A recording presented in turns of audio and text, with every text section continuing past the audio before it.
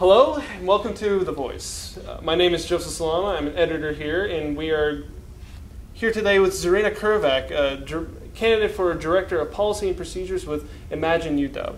Thanks for coming out on a beautiful Saturday morning to speak to us. Of course. Yeah, absolutely. So let's just start off really fresh here.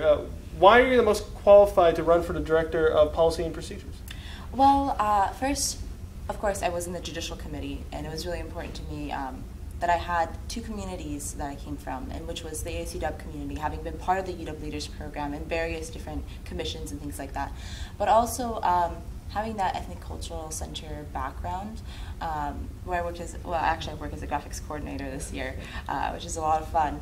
But having those two communities behind me and being in Judicial Committee as a presidential proxy, I realized that there was a lot of things that needed to be changed. And it was going in the right direction, but I saw so much potential in this position. And with my creative background, just thinking outside the box constantly and trying to, attack issues or problems or challenges from a different perspective than usual, I just found myself in policy and procedures as the most qualified person to tackle the challenges that we are facing as a university, but also as an associated student body. So that's fine. Yeah, no, perfect.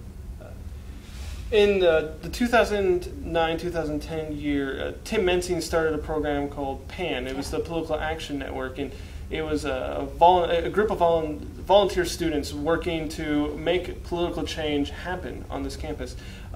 We haven't seen that around as of late, and we are wondering, how do you see PAN benefiting students if elected? So lobbying efforts are they're student run. It's all about making sure that our institution has a face in Olympia, and we are telling our Washington State legislators and officials that we don't want higher education to be on the back burner. We want higher education to be a priority when it comes to the budget. So it's really important that we have student voice representing us and making sure that when we are, making strategies or whatever we're doing with, the Office of Governmental Relations, that students are contributing to that. And that's what I really liked about the Political Action Network, because it got not just, the usual ASUWers, but a holistic representation of all our campus communities on the table and discussing the issues that are really important to all of us, which is our education. That's why we're here. Yeah. So I really want to bring that back. I think the student voice has been lost this year within the ASUW. I think we're going in the right direction. We had that whole postcards project. We had a pretty great turnout with lobbying efforts, but I just saw so much more that could be done. And the Political Action Network just completely disappeared off the map this year, which I was surprised about. I mean, I thought, for a program that really brought the student voice out there, it should have been continued, and that's something I really want to work on and bring it to a completely different level than it has before. So. Yeah, absolutely. So this is a little bit more of a tough question in reference to a few statements made at the most recent forum with RHSA, IFC, and PANHEL, where many people were taken aback by your stance on how you viewed the position of Director of Policy and Procedures, stating it was a blank slate, so to speak. Can you expand on your platform here and explain exactly how your creative background and your skills will play a role in this position in the future? So that is quite a loaded question. Yeah. But I do have to explain myself, because I think that's one thing I really stand behind, making sure, this position has always, I feel like, historically had a passive role in the ASUW. And that shouldn't be the case, because it has to do a lot with representing the students in Olympia and within the ASUW through the governing documents and constitution and whatnot. And I have to, as policy and procedures, I have to make sure that students are represented on this campus, because that's who I'm serving. Yeah. So it's really important to me to make sure that there's a transparency. And not just a passive transparency, which we've had so far. We have the ASUW Wiki. It wasn't updated really well, but on top of that, students didn't even know about it. It's not engaging, and that's why I want to bring in this creativity into it. I think that as a whole board, we have to have a creative background of some sort where we can tackle the challenges that we're faced with. And one of the biggest challenges is apathy on this campus. You know, and a lot of students, they're not apathetic because they choose to be. They're apathetic because no one is talking to them and no one's really taking the time out of their day to let them know what the ASUW is all about.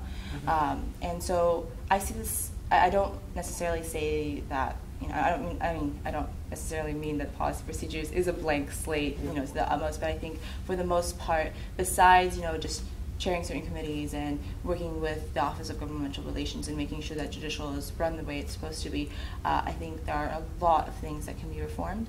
And like I said, you know, that might just be something as small as updating the ASUW wiki, but also something bigger as in bringing back the Political Action Network, and also, you know, sitting down with the Office of Governmental Relations and not just, you know, strategizing with them, but involving our community in that process, because students know better than we do about how they want to be, you know, not targeted, but how they want to be talked to and how they want to be engaged in the ASUW and externally into the community that we have.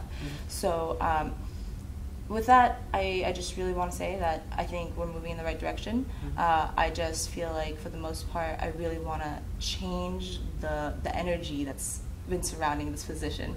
And with that, I mean, I want to bring it out. I want to have visibility on this campus. I feel like a lot of the time, out of all the board of directors, policy and procedures is one of them that many people don't know about. So that's what I mean. I really, really just want to have students be more involved and engaged with our lobbying efforts, as well as, you know, with the ASUW mission itself, which, you know, as a judicial committee, we constantly review and we make sure that we are reflecting what the students want. And this year we had the elections policy procedures that we were working on, and I think in the past years that we haven't made as many changes as we did this year. And I would have loved to see, you know, that room with more student voices telling me how should we talk about the budget limits on this, you know, these campaigns. Like, do you think that there shouldn't be any, and if there are any, how should we, what numbers should be there for each position? So yeah, that's where I stand. Yeah, absolutely. Thank you for clarifying that point. I believe we have some time for one more question. And I think what's really important is, what experience do you have with the bylaws, the Constitution, and other rules of order? Excuse me. And how will you apply those experiences to the multiple governing documents within ASUW? So, like I said, I served as a presidential proxy for the Judicial Committee. So I already have that experience with working with the governing documents and just ASUW in general. But the way I see my experience is, especially having worked with, an underrepresented community and being part of the underrepresented community, I want to see more presence at those Judicial Committee meetings. They are open, and the decisions that we make, although they're supposed to be, you know, biased and neutral and just logical, I think that students need to be part of that process. Like I said, drafting up the elections policy and procedures with the Elections Administration Committee, I would have loved to hear some voices out there from different parts of the community, and that's why I really want to work closely together with community relations. And although I know that it's important that I don't overstep the boundaries of my position, because I see a lot of, you know, potentials, and I have a lot of excitement for policy procedures, and I just really want a bigger involvement from students.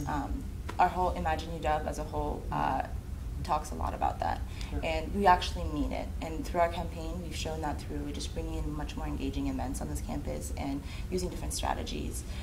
So, as for my experience, I have a very creative background. I also have a background with a community that doesn't usually get its voice out there on this campus. And I realize that those two things are lacking. And when it comes to the governing documents, which are living documents that constantly change according to the needs of the students that we serve, I think that there needs to be a larger presence at those Judicial Committee meetings. And there needs to be a lot more feedback about what we are talking about as a board of directors and what the association is facing. Yeah, no, and that's all we have time for. But thank you for coming out on a really beautiful day. No one should be indoors on a day like this. On behalf of myself and the other editors and the writers of The Voice, I just wanted to thank you for coming out. And